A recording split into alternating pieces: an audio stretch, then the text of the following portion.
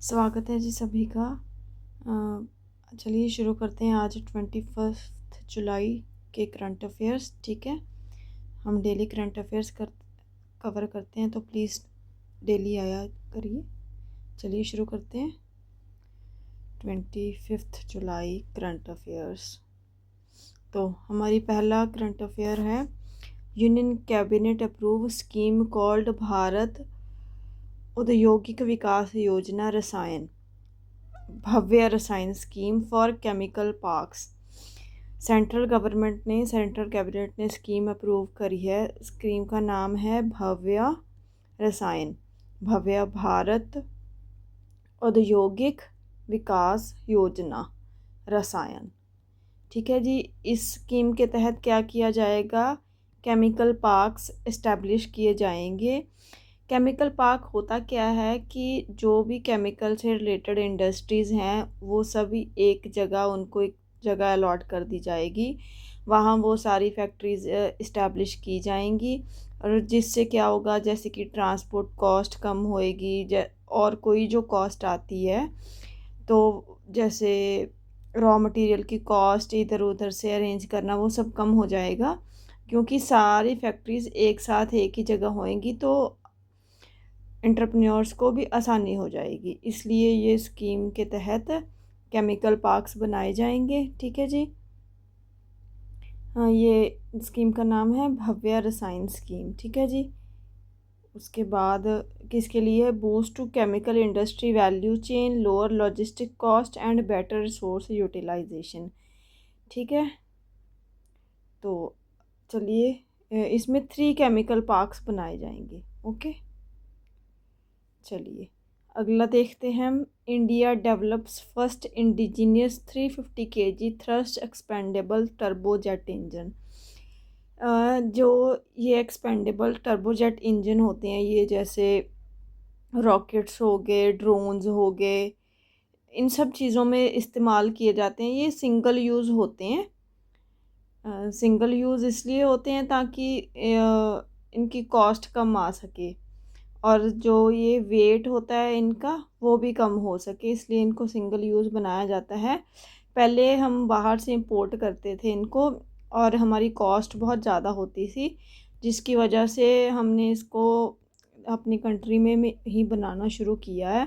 Thrust expendable engine, ये इसका design तैयार किया था DRDO ने, defence research and development organisation, and gas turbine research establishment ने, दोनों ने मिलकर डिज़ाइन तैयार किया था, और इसे मैन्युफैक्चर किया है हैदराबाद बेस्ड आज़ाद इंजीनियरिंग कंपनी ने।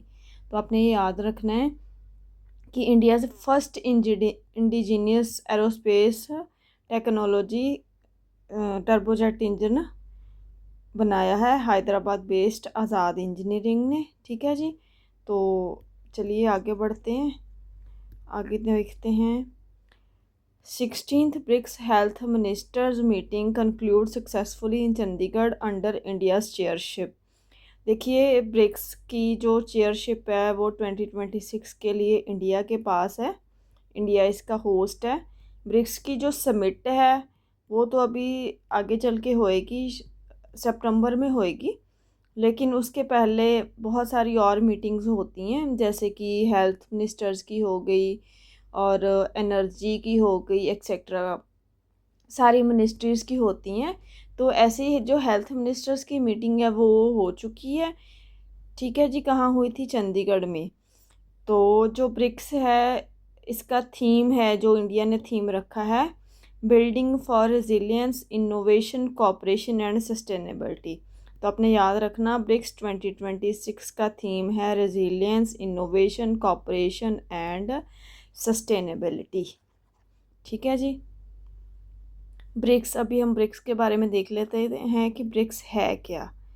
देखिए, ब्रिक्स समिट है जो, वो होएगी सितंबर में। ठीक है जी, ब्रिक्स है क्या, ये एक प्लेटफॉर्म है economic cooperation and geopolitical influence के लिए, जो 40% ग्लोबल GDP को और half of the population of world को केटर करता है।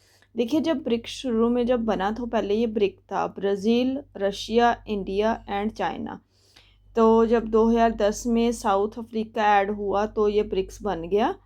ठीक है, ब्रिक्स का मेन मोटिव ही इकोनॉमिक कोऑपरेशन है और जो जियोपॉलिटिकल इन्फ्लुएंस है, क्योंकि इतनी बड़ी जीडीपी को 40% of GDP of the world को ये केटर करता है। Almost half of the population है जो वर्ल्ड की इन कंट्रीज़ में रहती है। तो एक इकोनॉमिक कोऑपरेशन ये कंट्रीज़ आपस में करती हैं और जियोपॉलिटिकल इन्फ्लुएंस बनाने की कोशिश कर रही हैं। तो उसी मोटिव से ब्रिक्स को बनाया गया था। तो जो ब्रिक्स है इसके 11 फुल मेंबर कंट्रीज़ हैं। 5 तो मैंने आपको बता दिए जिनसे ब्रिक्स नाम बना है। उसके बाद है Egypt, Ethiopia, Iran, Saudi Arabia, UAE. ये सारे ज्वाइन किए थे 2024 में। और जो लेटेस्ट मेंबर है ब्रिक्स का वो है इंडोनेशिया। ये आपने याद रखना है, लेटेस्ट मेंबर पूछ लेता है। तो इसने ज्वाइन किया था ब्रिक्स को 2025 में। ठीक है जी। तो ब्रिक्स के कुछ फुल मेंबर्स के साथ साथ कुछ ऑफिशियल पार्टनर कंट्रीज़ भी हैं जिसकी संख्या 10 है। लेकिन ये आपने याद रखना कि ये मेंबर नहीं है, बस पार्टनर कंट्रीज़ हैं। जैसे बेलारूस हो गया, Bolivia, Cuba, Kazakhstan, Malaysia, Nigeria, Thailand, Uganda, Uzbekistan, Vietnam. ये सारी कंट्रीज़ क्या हैं? ब्रिक्स की पार्टनर कंट्रीज़ हैं। ठीक है, ये आपने याद रखना है। तो चलते हैं अगले। हाँ जी। Indian Navy concludes multi maritime security exercise operation southern readiness 26-2 in Kochi. देखिए, इंडियन नेवी है जो इसने एक मिलिट्री एक्सरसाइज की थी, सॉरी मैरीटाइम में सिक्योरिटी एक्सरसाइज की थी ऑपरेशन सदर्न रेडीनेस करके। फर्स्ट टाइम ही हुई थी ये एक मल्टीनेशनल मैरीटाइम सिक्योरिटी एक्सरसाइज थी जो 4 दिन की थी। 4 days multinational maritime security training engagement हुई। कहाँ थी ये? सदर नेवल कमांड, कोच्चि में। ठीक है जी। इसमें 27 कंट्रीज़ में पार्ट लिया था। ये करवाई क्यों गई थी? Regional maritime cooperation and interoperability के लिए। ठीक है जी। इसका होस्ट था Indian navy under the leadership of Indian navy led combined task force 154। CTF इसका होस्ट था। ठीक है जी। और इसका पार्टनर फोर्स थी कंबाइंड मैरीटाइम फोर्सेस CMF। इसमें 27 कंट्रीज़ के 276 पर्सोनल्स ने पार्टिसिपेट किया था। ठीक है जी। आगे चलते हैं अपॉइंटमेंट की तरफ। अपॉइंटमेंट, लेटेस्ट अपॉइंटमेंट क्या हुई है? Chief executive officer of NITI Aayog का किसको लगाया गया है? ये हमारे पास ऑप्शन है अनुराग जैन, रंजना प्रकाश, अजय दीवान, अरविंद कुमार। तो देखिए, जो नीति आयोग है इसके जो CEO चीफ एग्जीक्यूटिव ऑफिसर लगे हैं अनुराग जैन। तो आपने याद रखना है। नीति आयोग होता क्या है हम उसको भी देख लेते हैं। नीति आयोग की फुल फॉर्म है national institution for transforming India. देखिए, ये गवर्नमेंट की एक थिंक टैंक की तरह काम करने के लिए अपेक्स पॉलिसी मेकिंग बॉडी है। ठीक है, जो गवर्नमेंट को एक थॉट प्रोसेस देती है कि काम कैसे करना है। ठीक है, ये बेसिकली पॉलिसी मेकिंग करते हैं। देखिए, पहले जो इंडिया में था नीति आयोग से पहले था प्लानिंग कमीशन, जिसमें 5 ईयर प्लान बनता था कि कंट्री 5 ईयर्स में क्या क्या काम करेगी, किस दिशा में काम करेगी। और उसको ख़त्म करके उसकी जगह क्या लगाया गया? 2001 जनवरी 2015 को नीति आयोग का निर्माण किया गया। ठीक है जी। इसके चेयरपर्सन होते हैं जो PM होते हैं। करंटली हमारे PM है नरेंद्र मोदी, तो इसके चेयरपर्सन हुए नरेंद्र मोदी जी।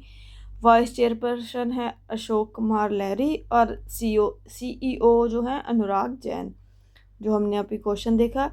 इसके साथ साथ है कुछ एक्स ऑफिशियो मेंबर्स होते हैं नीति आयोग के, वो उनको प्राइम मिनिस्टर नॉमिनेट करते हैं 4 मेंबर्स। ठीक है जी। यूनियन काउंसिल ऑफ मिनिस्टर्स में से 4 मेंबर्स को ex officio members of NITI Aayog appoint करते हैं PM। ठीक है। और इस टाइम पे हैं ये 4 लोग कौन से हैं? Rajnath Singh minister of defence, Amit Shah minister of home affairs, Nirmala Sitharaman minister of finance and Shivraj Singh Chouhan minister of agriculture and farmer welfare. ठीक है जी, ये हमारे 4 एक्स ऑफिशियो मेंबर्स हैं। याद रखिए नीति आयोग कब बना, 1 जनवरी 2015 को। उसके बाद है which Indian state has become the first to introduce artificial intelligence as a mainstream subject from classes 1 to 12। तो कौन सी स्टेट है जिसने एआई को as a full subject class 1 to 12 के लिए लॉन्च किया है, या इंट्रोड्यूस किया है? तो इसका आंसर है पंजाब। ठीक है, आपने याद रखा है कि पंजाब ने AI as a subject mainstream subject launch किया है। उसके बाद पंजाब को अगर देखा जाए तो ये है पंजाब, और इसकी कैपिटल यहाँ पड़ती है चंडीगढ़, और पंजाब के सीएम हैं भगवंत मान, गवर्नर हैं गुलाब चंद कटारिया जी। एंड पंजाब को लैंड ऑफ 5 रिवर्स कहा जाता है, क्योंकि पंजाब नाम का मतलब ही होता है पंज आब, मतलब मीन्स पंज मतलब 5 और आब मतलब दरिया, रिवर, लैंड ऑफ 5 रिवर्स। तो चलिए आगे चलते हैं। Who has recently been appointed as the new secretary of the Department of Higher Education, replacing Vineet Joshi? तो जो सेंट्रल गवर्नमेंट में डिपार्टमेंट ऑफ हायर एजुकेशन है, उनमें न्यू सेक्रेटरी किसको लगाया गया है? नरेश पाल गंगवार जी को। आपने याद रखना है, इन्होंने विनीत जोशी जी को रिप्लेस किया है, तो इनको ऑप्शन सी नरेश पाल जी को लगाया गया है new secretary of department of higher education. ठीक है जी, ये यूनियन सेंट्रल गवर्नमेंट में है, जो हमारा डिपार्टमेंट उसमें है। Okay, thank you so much यहाँ तक देखने के लिए। प्लीज़ लाइक करिए, शेयर करिए मैक्सिमम, एंड सब्सक्राइब करें। Thank you so much.